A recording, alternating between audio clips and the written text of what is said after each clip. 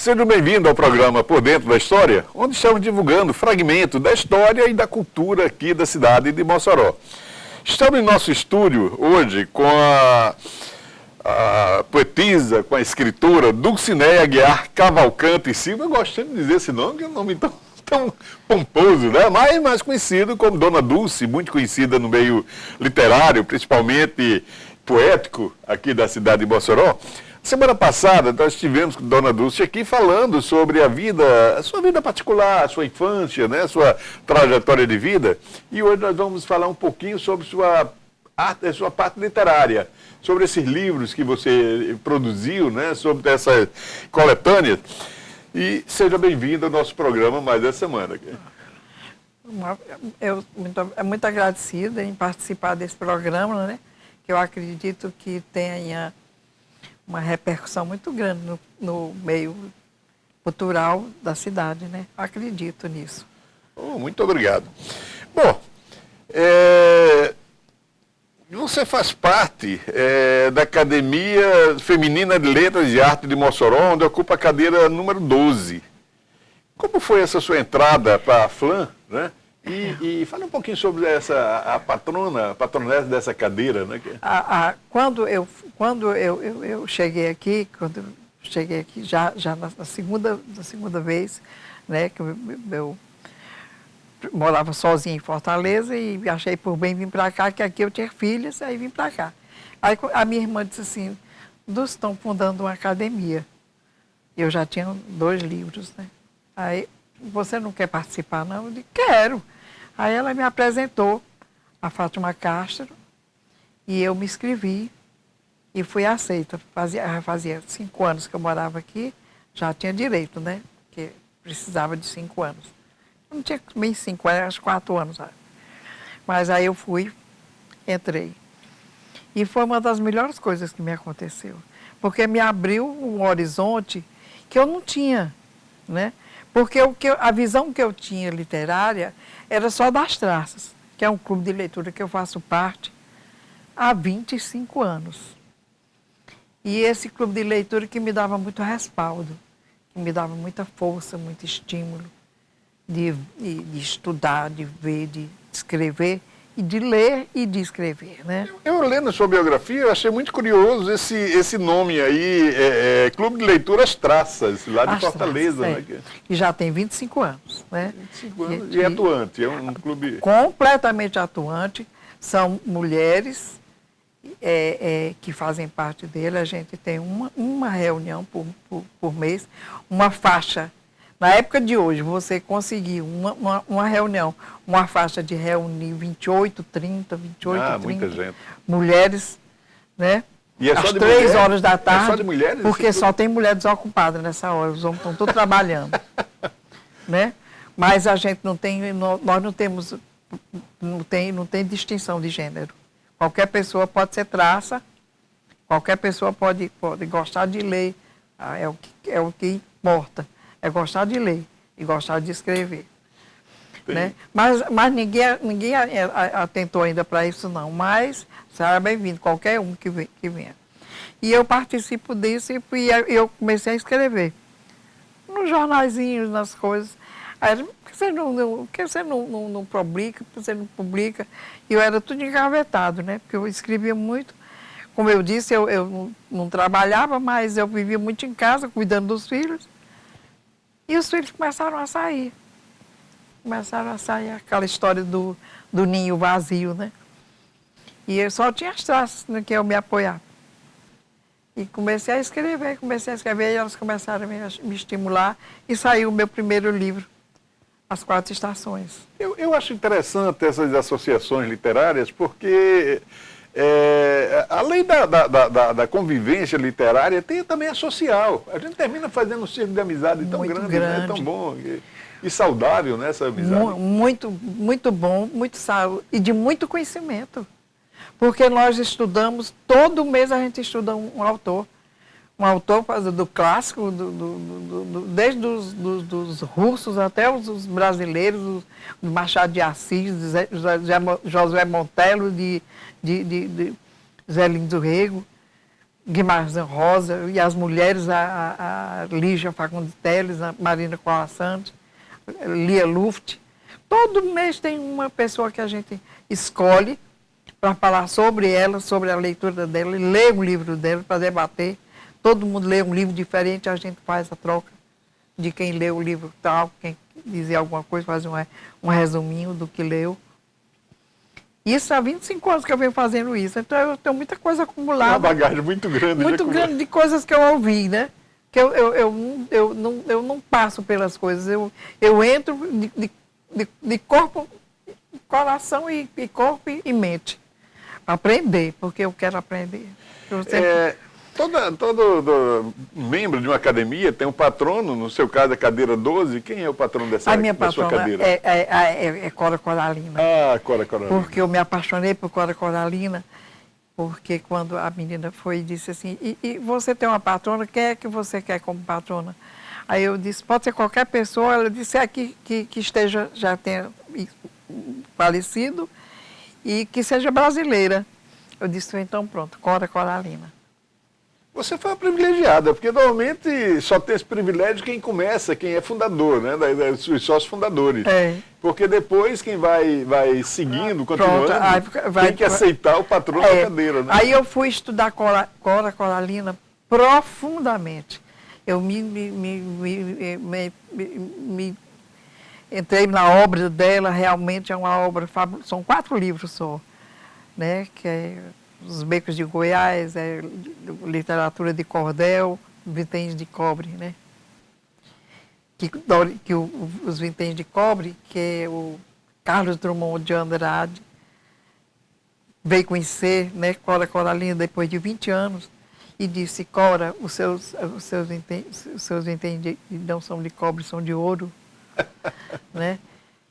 E ela era uma poetisa espetacular e eu me apaixonei pela história dela e que fiz meu elogio à minha patrona com ela. Nós temos aqui vários livros de sua autoria.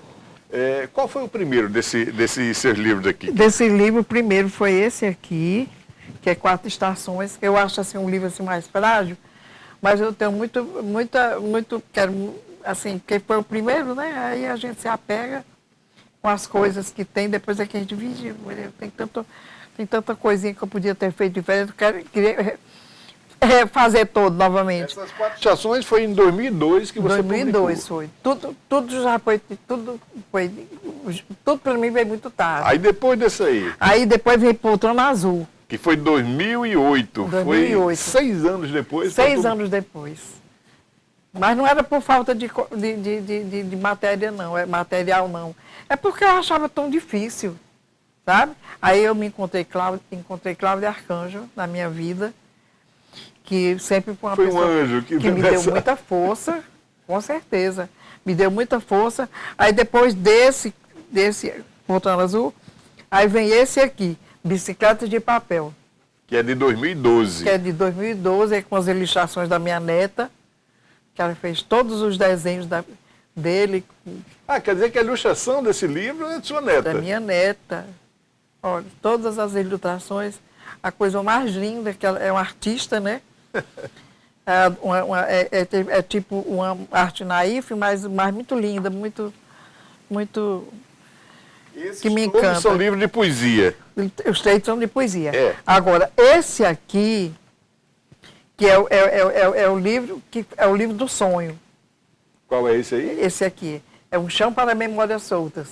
Esse já é um livro de prosa, que foi já em 2016. Já é um livro de prosa, porque como eu tinha muita coisa para contar daquela época que eu passei em Minas Gerais, eu tinha muita vontade de contar aquelas histórias no livro, né? E aí eu escrevi esse aqui, Um Chão para Memórias Soltas. Que beleza. Que eu gosto muito dele. Aí eu entrei pela prosa, né? Que eu me apaixonei, né? Estou apaixonada agora pela prosa, pela crônica. E estou escrevendo no Jornal de Fato, uma crônica que eu faço. Você não ocupou o espaço que era de Doriane Jorge Freire? Cláudia Espaço Arcanjo. Doriane Jorge Freire. Espaço Martins de Martins Vasconcelos. Vasconcelos. Que Cláudio Arcanjo é quem é o mentor. É O articulista lá desse. Que organiza, né?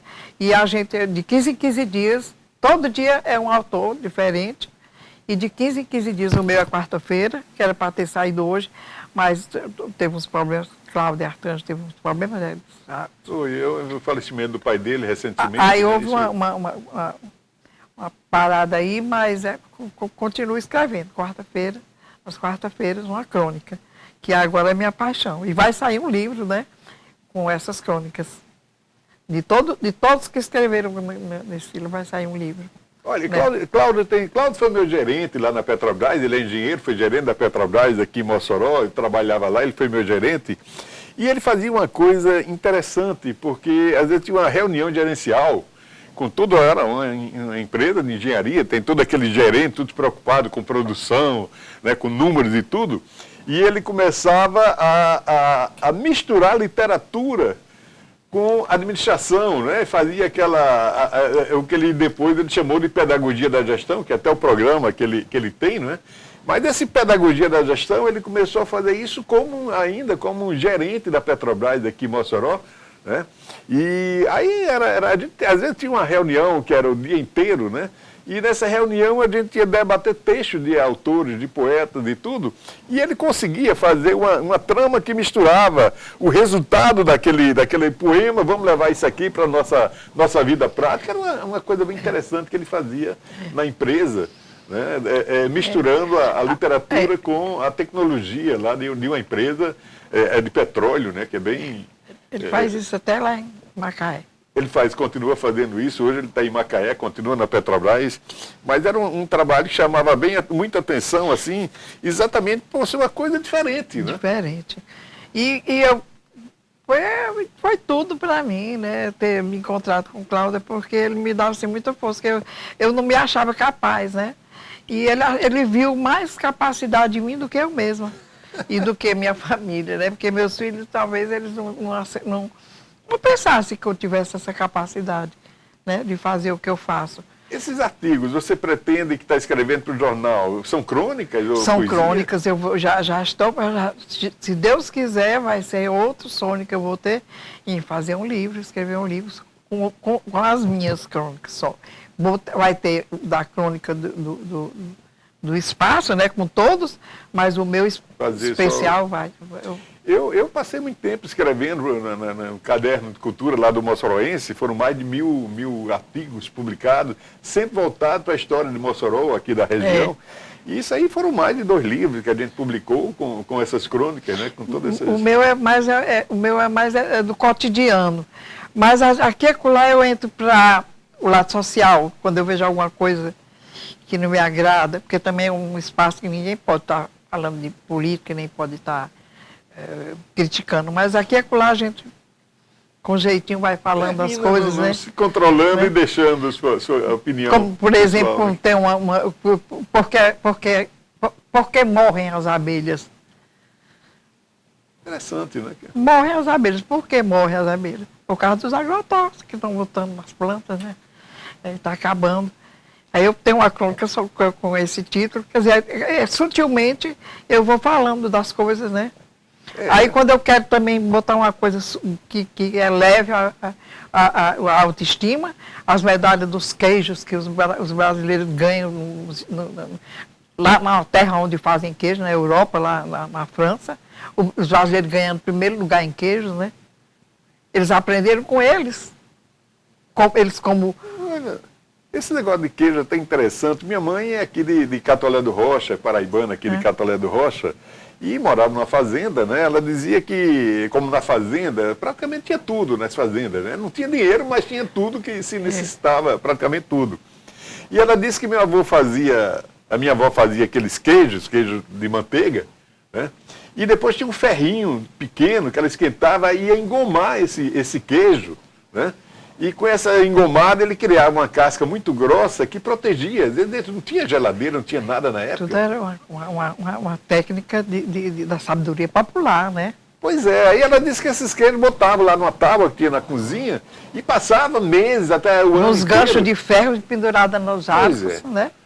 Às vezes passava o ano inteiro e ela disse que o interessante é que quando iam partir aqueles queijos, normalmente eram queijos grandes, a casca era tão dura que partiu de machado, mas dentro ele estava derretendo ainda, né?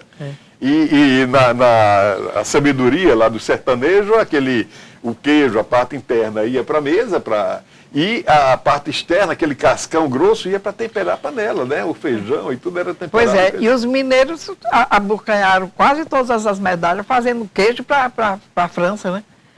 Porque para a Suíça. Bom, e assim a gente está terminando mais um bloco, né? Mais uma semana aqui desse programa, entrevistando aqui Dona Dulce, poetisa, pedagoga e articulista aqui do jornal De Fato. Mas, próxima semana a gente volta. Vamos explorar mais essa parte, tem outros livros para a gente falar ainda, né? Então, você que está nos assistindo, se quiser deixar alguma sugestão, use o e-mail gmaia1.gmail.com e lá você pode deixar sua sugestão, sugerir outras pessoas para serem entrevistadas, outros assuntos para a gente trazer aqui para esse programa, que é um programa de cultura aqui da cidade, né? E pode deixar lá a sua crítica, a sua sugestão, para que a gente possa melhorar esse programa. Então, até a próxima semana, se Deus assim permitir.